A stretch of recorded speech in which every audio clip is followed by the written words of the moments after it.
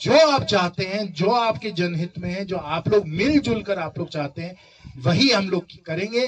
मैं आप सबसे सिर्फ एक शर्त मांगूंगा, जुट होकर आपको करना है। अगर आप लोग एकजुट नहीं होइएगा, आप एकजुट नहीं रहिएगा, अगर कुछ लोग कहेंगे 30-40% लोग कहते हैं हमको ये चाहिए, 50-60% लोग ये कहते हैं, तब आप फेल हो जाइएगा। किसी कंपनी को अभी तक यहाँ तक हम लोग आने नहीं दिए और नहीं आ रहे। दूसरी बात, सांसद जयंत सिन्हा ने बड़कागांव का किया दौरा, गोंदलपुरा धरना स्थल भी पहुंचे। हजारीबाग सांसद जयंत सिन्हा ने बड़कागांव का दौरा कर कई कार्यक्रम में शामिल हुए। खासतौर पर गोंदलपुरा में कोल कंपनी के खिलाफ ग्रामीणों के द्वारा की जा रही अनिश्चितकालीन धरना प्रदर्शन में शामिल होकर ग्रामीणों की बात को गंभीरतापूर्वक से सुना। ग्रामीणों ने सांसद के समक्ष ग्राम सभा व लोक सुनवाई को रद्द करने, प्रशासन की लिखित रूप से जमीन नहीं देने व कंपनी का विरोध करने को लेकर ज्ञापन सौंपा, लेकिन कंपनी के लोगों व स्थानीय पुलिस प्रशासन द्वारा दबाव बनाने एवं मुकदमे लादकर प्रताड़ित करने की भी बात कही। वही अपने अति उपजाऊ बहुफसलीय भूमि एवं पूर्वजों की धरोहर व अपनी सभ्यता संस्कृति को बचाए रखने एवं कंपनी को जमीन देकर नौकरी कर अपनी आज़ादी छीन जाने के डर से इसलिए कंपनी को जमीन नहीं देने की बात दोहराई। सांसद ने भी कहा कि आपकी जमीन बहुत फसली उपजाऊ है, आपके पूर्वजों द्वारा इसे उपजाऊ बनाया गया है एवं यह यहाँ का गुड़ देश भर में प्रसिद्ध है और यह क्षेत्र धान का कटोरा, इसलिए आप लोग अपनी आज़ादी छीनने नहीं देना चाहते और अपनी ज़मीन को बचाए रखना चाहते हैं और अपने जिस परिवेश में जीवन बसर कर रहे वैसा ही करना चाहते हैं। इन बातों को हमने गंभीरतापूर्वक सुना। अब आप जो चाहेंगे वही होगा, मैं आपका हित ही चाहूँगा। ये है, शर्त ये है, सुन लीजिए, शर्त ये है कि जो भी कुछ हो, जो भी आप लोग अपना मन बना लें, चाहे वो आप लोग जमीन न छोड़ें, जो भी कुछ करें, लेकिन एकजुट होकर आपको करना है। अगर आप लोग एकजुट नहीं होइएगा, आप एकजुट नहीं रहिएगा, अगर कुछ लोग कहेंगे 30-40% लोग कहते हैं हमको ये चाहिए, 50-60% लोग ये कहते हैं, तब आप फेल हो जाइएगा। तो मेरी शर्त आपसे सिर्फ यही है,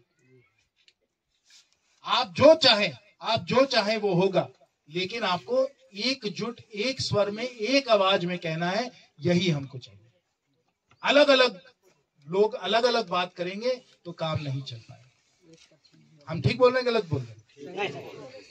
हमको पूरा भरोसा है कि हमारी जो बहनें हैं वो एक साथ रहेंगी, एकजुट रहेंगी, और उनको मुझे लगता है कभी भी किसी भी हालत में यहाँ छोड़कर नहीं जाना।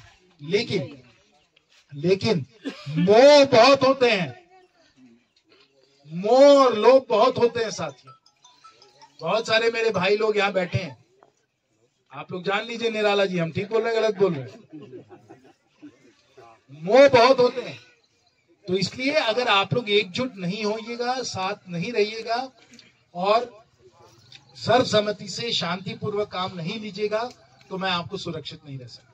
एकजुट होइए, शांतिपूर्वक तो आप लोग हरदम ही रहे हैं, इसलिए हमको उसको दोहराने की जरूरत नहीं है।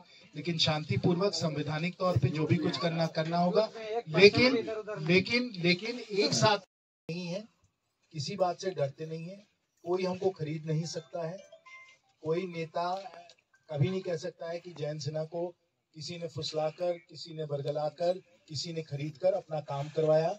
हम हरदम जनहित में जो सही काम होता है उसको करते हैं, शांतिपूर्वक काम किया जाता है।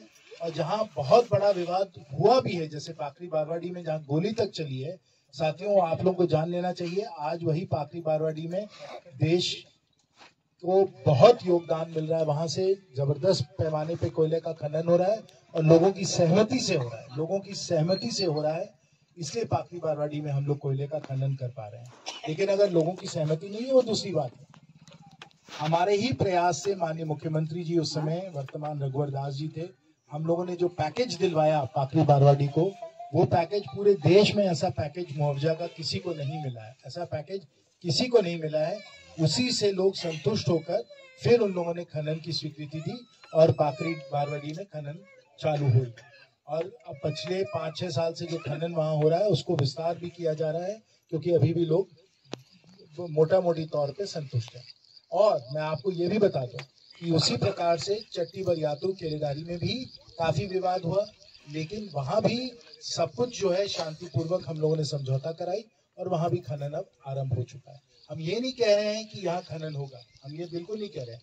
हमारा कहने का मकसद सिर्फ यही है कि जब समाधान कराना होता है, जब जरूरत होती है कि जनता से मिला जाए, जनता के बीच में बैठे, जनता की सुनवाई हो, जनहित पे आगे काम किया जाए, तो सबसे आगे हम ही होते हैं। इसलिए इसमें आपको कोई संदेह नहीं होना चाहिए। अब क्या आप लोग चाहते हैं वो हम लोग तय करें, लेकिन जो आपके हित में है, जो आपकी सहमति से है, वही होगा और कुछ नहीं होगा। इसलिए हम आपकी बात सुनने आए हैं। लेकिन मैं भी इसी समय आपको आश्वासन दे दूं कि मैं सबकी बात सुनूंगा, शांतिपूर्वक समझौता होगी, समाधान होगा, और जो आप चाहेंगे, और ये हमने पाखरी बारवाडी में भी कहा था, हमने चट्टी वरियातू में भी कहा था। पाखरी बारवाडी में 180 लाख टन का आज खनन हो रहा है। 180 लाख टन सालाना वहां से आज का समय खनन हो रहा है। 18 मिलियन हम कहने वाले थे। और उसी प्रकार से 40-50 लाख का खनन जो है अब चट्टी वरियातू में हो रहा है। मतलब कहने का ये है कि बहुत बड़े पैमाने पे हो रहा था, लेकिन उसको हम लोगों ने शांतिपूर्वक उसको समझौता बनाकर, सबकी बात सुनकर हम लोग उसको